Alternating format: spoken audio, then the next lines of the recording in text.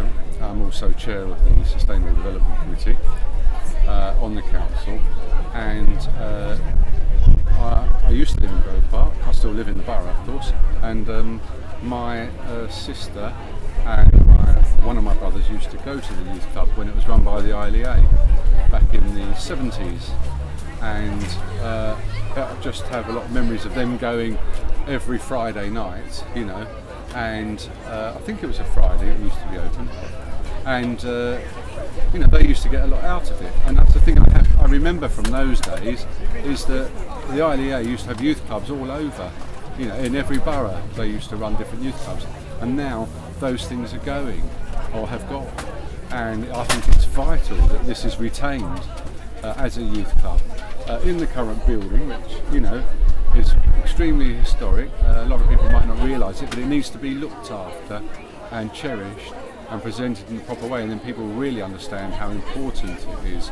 for young people in this area. And this is a thing that's happening a lot in this country at the moment. Classic facilities for the community are being sold off, are being privatised or developed as well, and we need to remember why these places were built in the first place, and the people who built them had the foresight to see why it was so important for communities to be able to come together, and especially for young people. How do they learn? How do they interact? How do they mix with the rest of the world? They learn things from all these different activities. So whether you're in the Scouts or a youth club or the Boys Brigade or the Girl Guide, anything, we need to have buildings where these things can happen.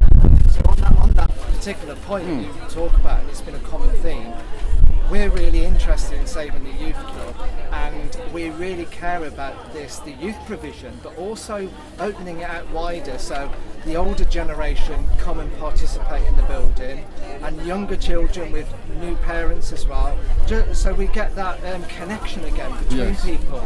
And how important do you think that is? Well, I think that's vital, because human beings are social animals, and we've always functioned well when we have cross-generational things, because young people learn from the old, and actually old people learn from the young. There's always something new to learn, and young people bring that. But obviously it sounds like a cliche, but cliches are often true, as young people are the future. So what sort of a future do you want for this country if the young people, you're saying you're not worth it, we're not going to give you any facilities for your leisure time, for your learning time, for your social development, for interaction in the way that you say with older people across the generations? This is probably one of the most important buildings we'll have in the area,